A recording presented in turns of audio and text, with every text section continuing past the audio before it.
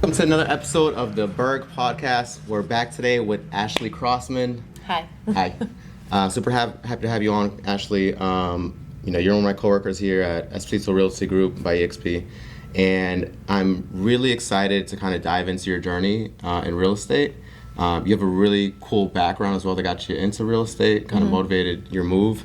So I kind of want to dive into that today and just your experience as a real estate agent, so you can give some tips to new agents like myself and anyone else out there looking. Cool. But if we can get started a little bit about your background and how you kind of transitioned over into real estate, I think that'd be really interesting. Yeah, so I have a background before real estate. I worked in corporate and I did graphics and marketing. So they all relate to a little bit to real estate. And one of the corporate jobs that I had, I was working in a real estate firm. And part of marketing, you have to really understand your clients. And I was coming from a completely different marketing world. So I was working with real estate agents in an office, and I decided to take this real estate course to better understand my client. Yeah. And from there, after you take the course, it's long. Yeah. So, you've done process. it. Yeah. And, at that point I was like, why not just take the test? It couldn't hurt, right? Exactly. I don't want to do this course again if I ever decide to go into real estate. So I took it, passed, had my license, and I was lucky enough to do my first transaction with the firm that I was at. And over there I had so much exposure to back-end stuff, luxury homes, builders. It was really an experience for me. It's how I realized that I don't like sitting behind a desk. Yeah. And just kind of provide a timeline. So, how old were you at the time when you first got into 26. 26. Did you go to traditional route? Did you go to college and then corporate job? College, did a couple years at one corporate job. Went to a smaller corporate job, and then... What did you go to school for? Graphics. So you went to school for that. You were dedicated to that. Mm-hmm. What inspired you to get into graphic design, from early age? I love print marketing, okay. Which is a dying thing. But I love designing print. So wedding invitations or trade show collateral, promotional products. I love doing that, creating people's logos. And that's probably why you're amazing at branding for your real estate business. Well, yes, branding is part of my Yes. background, but it is, that's definitely, in this new era of social marketing. Yep. It kind of started trumping the print marketing, which is fine. It's A new era. A new era. Yeah. So that's how I kind of got into. So you go to school for graphic design, you graduate from school, and you start off in a corporate job. Mm-hmm. How's your experience there? Is it what you expected? Is it better? Is it worse? Yeah, so it was, I got a lot of exposure to bigger print things. So I was doing trade show booths, I was doing, labels that you've probably seen on products. I was doing internal things. It was awesome. I learned really quickly that I hate the corporate life. I don't like being controlled by a time clock. I don't like the lack of balance between work and family. Being told that I only have 1 week's worth of vacation. It just felt cold. It just didn't feel like it wasn't me. Yeah. So from there, I went to a job where it was family run. It was smaller. You felt the love.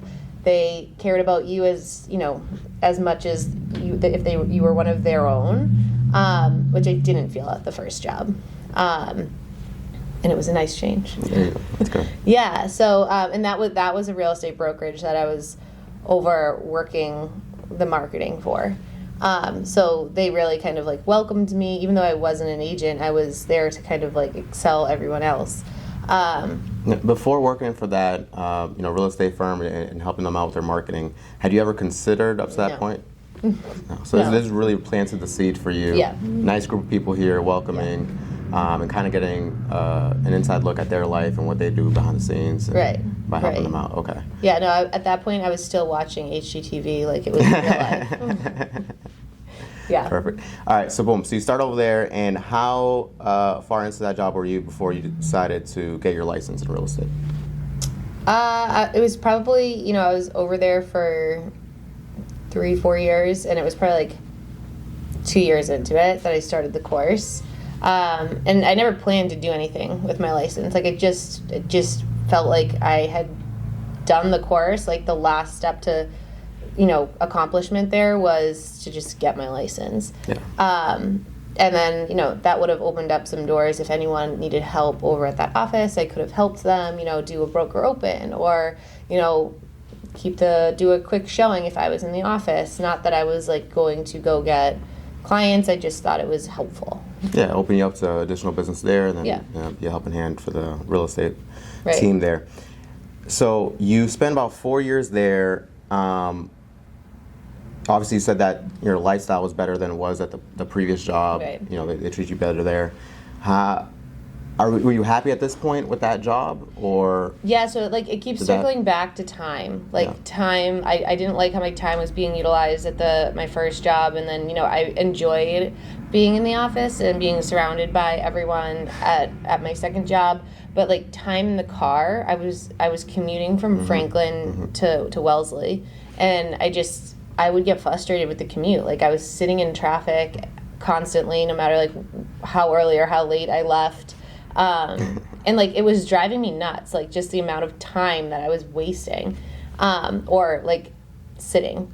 Yeah. And I had been sitting all day too. So I've just been sitting all day and it's driving me crazy. So from there I decided to continue exploring my graphics, my marketing career, and I moved to Plainville. Okay. So the commute was way less. Yeah, the rental. Yeah. Okay, and so you get your license. What caused you to actually start working in the real estate field? Did they offer you a position there where you already were, or what? So I moved my license when I moved to Plainville. I moved to a local small boutique brokerage, and I realized super quickly that it wasn't necessarily just the time in the car that was bothering me. It was sitting at a desk. So I was newly married and I didn't have any kids. My husband works a job where we're opposite shifts. So I was doing probably 40 hours of part-time real estate on top of 40 hours of graphic office work. And I was juggling them both, and doing them both at the same time, but realizing that I really enjoyed the real estate and I wasn't in love with the graphics anymore.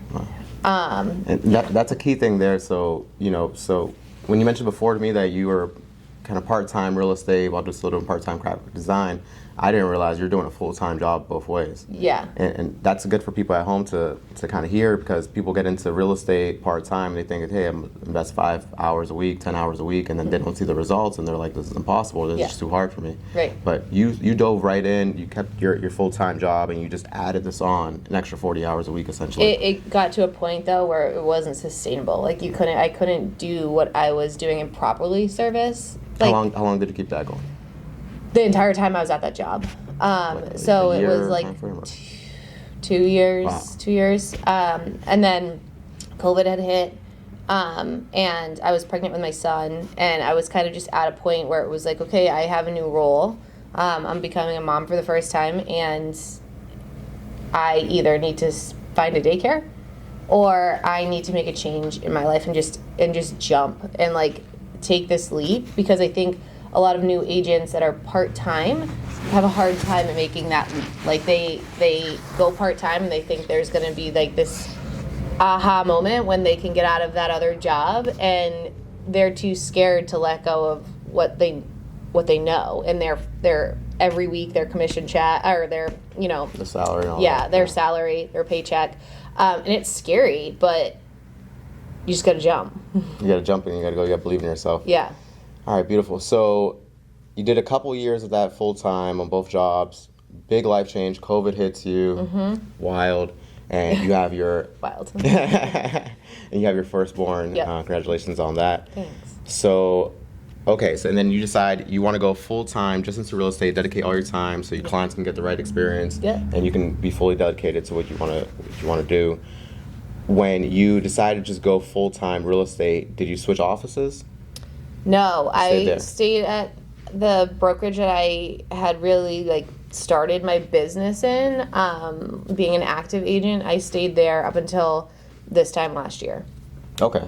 So almost 5 years. And so you must have felt that they had good resources there, good training for you, and a good group. Yeah, of people. they built me. They were like, they held my hand through and like then let me fly. But they definitely shaped me. They were how I became the agent I am today, and like how I was able to experience, shadowing and mentorship. It started there.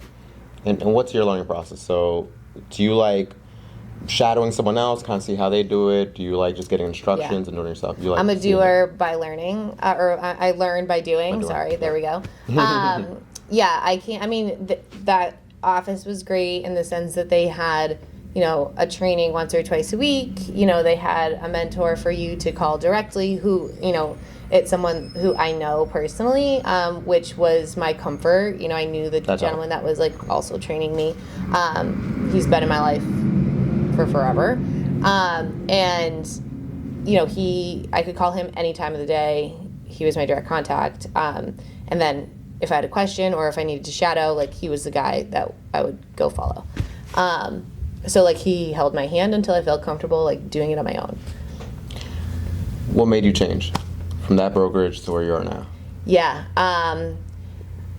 I reached a point in that brokerage that I needed proximity to people who were going to push me. There was only a certain level of success that I could have hit at that brokerage because I wasn't surrounded by like people who were willing to push me to the next level. They were like-minded when I was growing. But I knew I needed a change. Like I needed a change. I knew I could keep going. So I had explored other brokerages. I mean, I know Ben from being from town.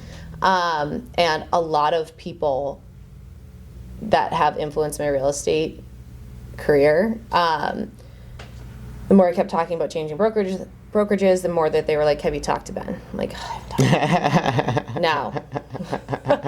Why? And they're like, no, just talk to Ben. And I think it's a lot to say about Ben. They thought so highly of him that they thought it's someone I should talk to. Yeah. And most of these people have known me since I was a child. So in my exploratory change, I had pushed myself because I had my second son, and I was getting complacent. Like I was just, kind of going through the motions. Just I wasn't pushing myself anymore. Like there was no edge. So I had talked to Ben, and Ben wasn't ready to make a change yet, or grow his team. And so I had looked at other brokerages too, talked to other agents, and it was 2023, the summer of 2023, right? Yeah. That's when you made the switch? No, that's when Ben was talking about a couple other brokerages that he was looking at and his coach and, who's this coach, Aaron Avello. Like, I started following Aaron on social, and I was like, okay. So that's when Ben kind of decided to start making his transition from working as an independent agent to really being a team lead. He was joining EXP at that time, and he felt it was the right opportunity to give you a call back and kind of get you... We just were kind of aligning in the sense that we both needed a brokerage change. Yeah. I don't think even at that point both of us were thinking like of a team concept. We were just thinking, okay, like if I can surround myself locally by, people who can help push and grow me, and I can take influence from like things that he's doing, that would be a huge help in my life. If I can take some of the lessons that Aaron or like Jess Nelson or some of these people over at EXP in this downline are teaching, then that's huge. I had an opportunity to go to a different downline at EXP, and it just, like, there was no value exchange. So it really became how to amplify my time and get value out of the change that I'm making. That's what's really interesting too. So a lot of people, when they're deciding to switch their current team, their current brokerage, they're just looking at the name, the brokerage, whether it be a Remax, Keller Williams, whatever it might be, and they're just looking at that name, and they feel if they, partner up with that brokerage, that they're going to have instant success. But no. A lot of times people find is that whoever's leading your specific team, whoever's managing that brokerage in your area, that's going to play a huge role into your development and the experience you get out of it. Right. So you discovered, Ben's someone you already knew, someone that was recommended to you to work with. Once he made the partnership with EXP, you just saw more value there with his upline and the people he positioned himself with in EXP. Right. Question: before you decided to make the transition, you were in that team you were before. Was it a big team, a small team? How was it compared to this? It was under 50 agents. It's local. It's right in Foxborough. Everybody knew everybody. Everyone had each other's backs. Experienced agents, new agents. Yeah, experienced agents. I would say that they're all set in their ways though. Like, they are independent operating. They do their thing. And if you're not doing it their way, then you're not right. Like, they were, they're cloning agents to work for their local success. Where, here, their EXP or just this downline specifically is so aware of everyone else's growth. Like, you as a human, me as a human, like, our growth is not the same. Like, we have different goals. You matter in this downline. And when I was over at the other brokerage, it was, if I wasn't doing it a specific way, I was wrong when I probably wasn't wrong. That made me feel good to say that I matter. Yeah. Yeah, and I want to support your goals just like you want to support my goals, and it's like a mutual value exchange for both of us. Like, we push each other. And, the way you do it, even if it's not the way I do it, doesn't mean it's wrong. Right. And, okay, so when you were leaving the last brokerage, just talk a bit financials, because you've had explosive growth over the past year or two. Where were you at financially there? How many deals were you doing a year? If you don't mind sharing, what were you producing as far as income? I would usually max out somewhere around like 12 to 15. And how does that compare to other agents in the market? Better. That's probably, 12 to 15 is still like, it's not, you're a full-time agent, but it's not like you're pushing the boundaries, or, it's not like you don't need transactional support at that point. It's manageable, like on a one agent basis.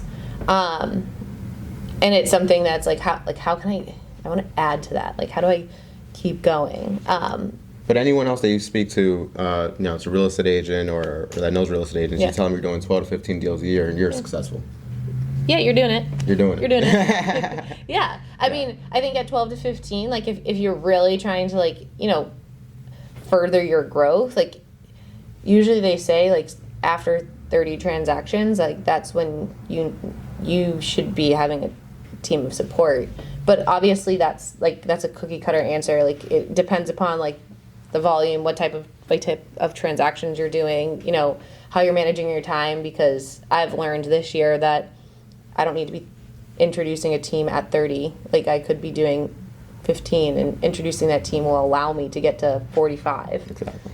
Utilizing the team to help you grow. Yeah. And it all depends on, how you want to grow and what you have going on. Mm-hmm. All right, so you make the switch, you're over with Ben, amazing EXP, all the resources.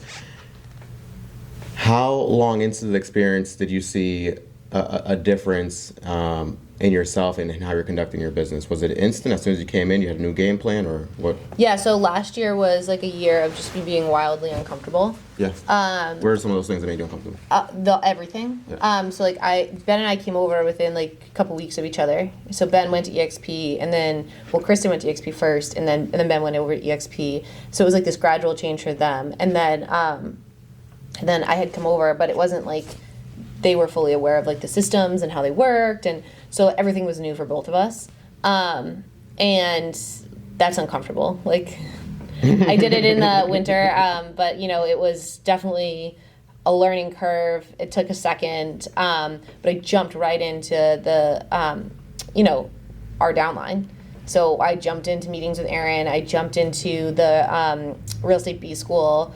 I got on a coaching call with Ben every other week. So it was like an instant next level of like communication and coaching that I was introduced to that I didn't have. Had never had that. So it was also like ripping the Band-Aid off and, hello, like here, this is what you've been missing. And then, within, by the time the holidays were over, I jumped right into role playing. And like that was uncomfortable, but all of it compounded into a year, like it's been my most successful year. And obviously that has a direct result. It's a direct result of me like switching my proximity and just absorbing and being open to change. Yeah. A direct result of you, just being a highly motivated individual, wanting to make a change, even after having a second child and, the weird years of COVID, you decide, I want to do more, I want to put, expose myself more, make myself uncomfortable, join a whole new team, new system, and just go all in. So congratulations to you. What I wanted to touch base on too was, 'cause at this point you're already 4 years into real estate? I got my license in 2018. 2018. Yep. So I'm 4 or 5 years. 4 or 5. 3 full-time. 3 full-time, 5 years in. Good. How did you feel going into role plays? It's uncomfortable. Yeah. Like it's not a world that I knew. I've learned that I was the one who's making it intimidating. I had put an expectation on myself that I had to like do it perfectly. And I didn't even know what the heck these scripts were. Like, what are these scripts? Like, I've never had a script before. I don't have a listing presentation or a buyer's presentation. I don't door knock or do FSBOs or expired. So you just kind of freestyling it before? I had no direction. I was given no direction. I didn't do them. You did great, though, for not having scripts or, like, anything to go off of. Yeah, but, when you look, like, back, and you wonder, like, okay, like, how did I make this year successful? Like, I actually implemented things that you probably should be doing in real estate in order to have a successful real estate career. Like, I didn't have those. I thought I was doing great. But, it was just brought to my attention that, like, it could be way greater if you actually had, some structure and your foundation was strong. That's beautiful. If it wasn't. All right, so fast forward, you just completed your first year with Ben? Yeah, no, end of October was the 1 year mark. 1 year mark? Yeah. Tell us the results. How was it? I went from, 15 was probably my max transactions to actually ended up, last time we talked, I was at a lower number, but after doing our business planning, looking back, I'm at 31, which is awesome. But I think transactions aside, I have grown a lot as a person, and like really taking control of like my career and where I want to go and why I want to go there. And I think that like the people around me that I'm helping, my clients or my sphere, they've seen a huge change because I'm usually someone who just like I'll just do it all and like how can I help you do what you need to do, and I'm not very like forceful with my conversations. Like they were kind of just hiring me to help them hold the door. Yeah. Now you're guiding them. Yeah. And so you're closing over 30 deals for the year. Mm-hmm. Your lifestyle's better. How do you feel? Obviously you're happy. Yeah, the structure is great. Like it's great to kind of have this balance of like mom life and work life. But I'm not gonna lie, like it's crazy. It's a juggle, and I think if someone else is thinking about doing that juggle, like it doesn't come without like the sacrifice or the long hours. Like you have to want it as much. Like it's not a 5-hour job. The workload, you got to put the work in. Yeah, the workload hasn't gotten smaller for you, but the efficiency has gotten greater. So you're able to do more within the same amount of time. That's really inspiring for someone like me to hear. And I mean, I guess what I could take from that, for new agents like myself is basically just having the right team behind you that can give you the structure and give you the steps that you need. It's going to help you be more successful. You can be successful on your own, just kind of freestyling and just winging it. You can wing it, but it doesn't really get you very far. You gotta do the work. You have to do the work. There's no around it. Like, you don't there's no pass. There's no getting lucky. Like, you hit a point where, like, if you're just winging it, you kind of hit a point where you can't grow anymore. Exactly.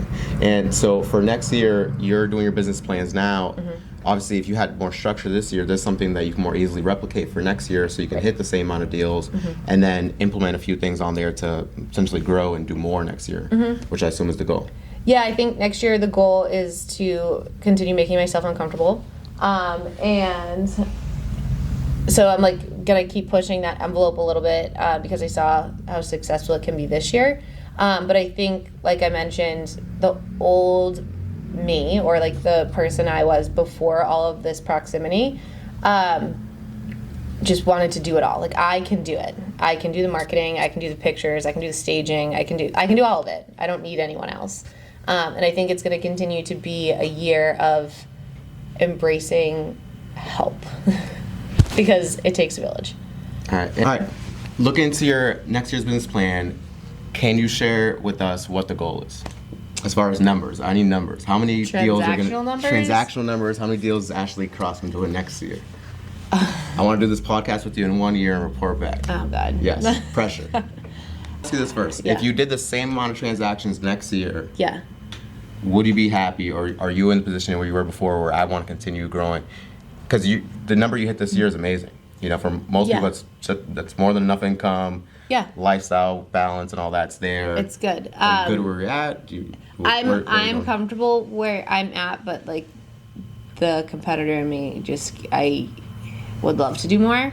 But as long as my family is happy and content, and not feeling the strain of me working more or doing more transactions, then I'm happy. If it starts to become an issue within my family life, then I have to reassess it, because I have a lot of support, and I can only ask so much of that support. So if at any point it becomes a challenge for my family, then I'm in it for my family. So hopefully I'll be at 40. I like that number. You're an amazing mom, and even better real estate agent. Thank you for coming on today. Any last commentary to share for the new agents out there, or agents? I think it's an awesome lifestyle for those who are willing to put the work in, and it really gives you that freedom of being your own boss. So you're in the driver's seat, and you make the choices, and if you're successful, it's only because of the hard work and dedication that you've put into it, which is, for me, that's super fulfilling. Beautiful. So, where can they find you, Ashley? Oh, geez. They can find me on Instagram, Ashley Crosman _realtor. Same for Facebook, website. I'm not on TikTok or the Threads. We're gonna get you YouTube. on this year. This year it's coming up. Ashley Crosman. I'm Pedro Mello. Find me at Pedro Mello Homes. Thank you for tuning in. See you guys next week.